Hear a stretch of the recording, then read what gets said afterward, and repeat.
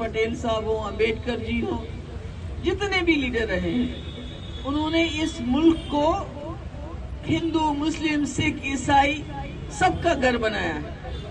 ये सबका घर है, साझा घर है। और गांधी जी ने तो अपनी जान भी दे दी इसके लिए, मगर जो आज हालात हो रहे हैं उसमें लड़ाया जा रहा है आपस में। और मुझे डर है, खौफ है, जो 1947 में हालात हुए थे, तो कहीं ना कहीं हमें उसी तरफ लेके जा रहे हैं। क्योंकि जब नौजवान नौकरी का जिक्र करता है, नौकरी की डिमांड करता है, उसको नौकरी नहीं मिलती है। वो अच्छे अस्पतालों की डिमांड करते हैं लोग, वो अच्छे अस्पताल नहीं है, हमारे पास नहीं है। अच्छी शिक्षा नहीं है, क्योंकि जो तालीम है वो सबसे बड़ा हथियार है। वो इंसान के पर लग जाते हैं तालीम से, वो आप दे नहीं सकते हो। हमारे गलियां, हमारे कोचे, हमारे सड़कें आप ठीक नहीं करते हो, तो क्या करते हो कि मस्जिद को गिरा के इसमें देखो मंदिर ढूंढ दो। यही है ना, यही हो रहा है। अभी देखिए संभल में कितना बुरा हादसा हो गया। वो बेचारे, उनका कोई लेना देना नहीं, कोई दुकान पे काम करता था, कोई रेडी पे काम करता था, मार दिया, गोली मार दी, तो कौन बात करेगा? आप बात करोगे तो उल्टा आपको ही जेल में डाल दोगे, जैसे उमर खालिद 4 साल से जेल में है। तो आजकल सुनवाई कहीं कोई नहीं हो रही है।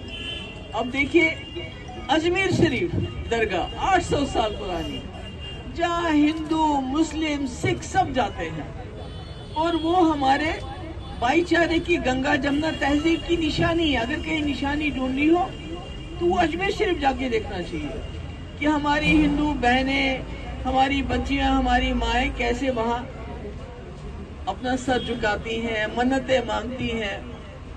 और दूसरी तरफ से मुसलमान होते हैं, तीसरी तरफ से हमारे सरदार भाई होते हैं। तो ये, इससे बड़ी मिसाल कोई नहीं हो सकती हमारे मुल्क में। उसके पीछे भी पड़ गए कि उसको भी खोदो, उसके नीचे भी देखो शायद मंदिर निकल आए।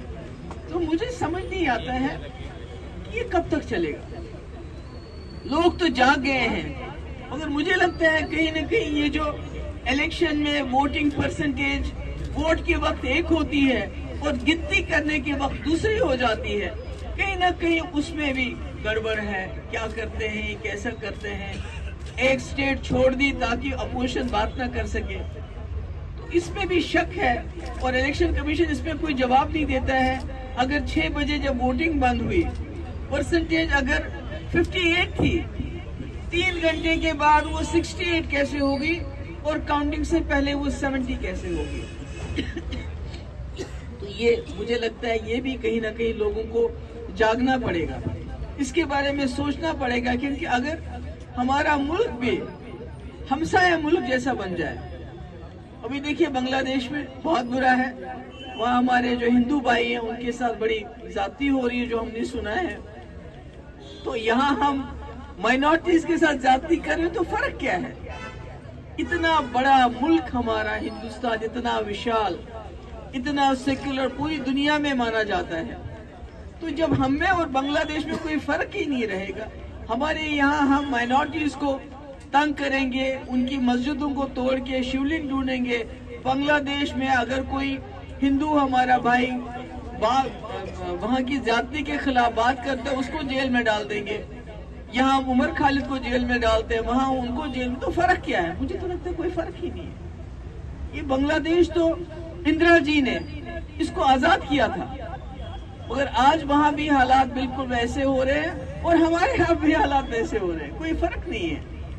तो मुझे लगता है यहाँ के लोगों को, जो हमारे सेक्युलर, देखिए हिंदू मेजॉरिटी सेक्युलर है, इसके बारे में मुझे कोई शक नहीं है। और हमारे सरदार भाई हैं, हमारे मुसलमान भाई हैं, माइनॉरिटी में हैं, तो उनको मतलब वो इसके बगैर कुछ सोच नहीं सकते, उनके पास कोई रास्ता नहीं है मिलजुल के। बांग्लादेश तो इंदिरा जी ने इसको आजाद किया था, मगर आज वहाँ भी हालात बिल्कुल वैसे हो रहे हैं और हमारे यहाँ भी हालात वैसे हो रहे हैं, कोई फर्क नहीं है। तो मुझे लगता है यहाँ के लोगों को, जो हमारे सेक्युलर, देखिए हिंदू मेजॉरिटी सेक्युलर है, इसके बारे में मुझे कोई शक नहीं है।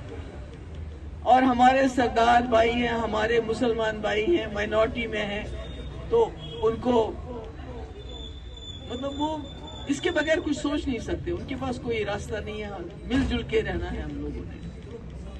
तो ऐसे में मैं सोचती हूँ कि जम्मू की एक बड़ी एक इम्पोर्टेंस है। मैं जब जम्मू आती हूँ तो यहाँ मैं देखती हूँ सरदार भी चल रहा है, गुजर भी चल रहा है, पहाड़ी भी चल रहा है, हिंदू भी चल रहा है, कश्मीरी भी चल रहा है, जो शक्ल अभी कश्मीर में हमें नजर नहीं आती है। वहाँ एक ही रंग के लोग हम चल रहे हैं इस वक्त, और ज्यादा से ज्यादा फौजी नजर आते हैं और वर्दी में लोग नजर आते हैं। मगर जो जम्मू में मुझे नजर आता है, जो रहन सहन है, टूरिस्ट को छोड़िए, जो रहन सहन है वो बहुत सेक्युलर है। तो इसलिए मुझे लगता है जम्मू के लोगों की बहुत बड़ी जिम्मेवारी है। इलेक्शन में उन्होंने क्या किया क्या नहीं किया, मगर यहाँ के भाईचारे को संभाल के रखना है, क्योंकि वहां से होते होते मुझे क्या पता यहाँ भी किसी मस्जिद पे नजर पड़ जाए और ये कहना शुरू कर दें, क्योंकि इनके पास तो लोगों को देने के लिए कुछ रहा नहीं है। नौकरियां, सबसे ज्यादा बेरोजगारी हमारे मुल्क के अंदर, उसमें सबसे ज्यादा बेरोजगारी जम्मू कश्मीर के अंदर। तो इलेक्शन में लोगों को खुश करने के लिए बिजली हम पैदा करते हैं, तो हमारे यहाँ कारखाने कैसे खुलेंगे, कैसे चलेंगे? हमारे पास बिजली पैदा करने के बावजूद बिजली है ही नहीं। वो मुल्क में बांटी जाती है मुफ्त, कहीं 200 यूनिट, कहीं 300 यूनिट, कहीं हमें तो कुछ नहीं मिलता।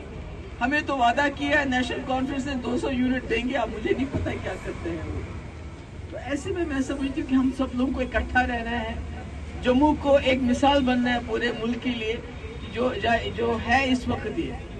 तो इसलिए मैं आप सबकी शुक्रगुजार हूँ, और मैं उम्मीद करती हूँ कि आप, सोनू ने जैसे कहा कि यहाँ के जो 3 वार्ड हैं वो पीडीपी के झोली में आने चाहिए, और मैं सोनू को एक बार फिर से इसको कॉम्प्लीमेंट करती हूँ। बड़ी बहादुरी से ये लड़ा, आदित्य लड़ा, जैसे ये मुझे ही कहीं नजर आया बीजेपी की कैंपेन इस तरह या किसी और की कैंपेन जिस तरह लड़े। मैं आप सबकी बहुत शुक्रगुजार हूँ, आप आए, आपने मेरी बात सुनी, और मुझे उम्मीद है कि आप इनको कामयाब करके हमारे पास भेज देंगे। बहुत बहुत शुक्रिया।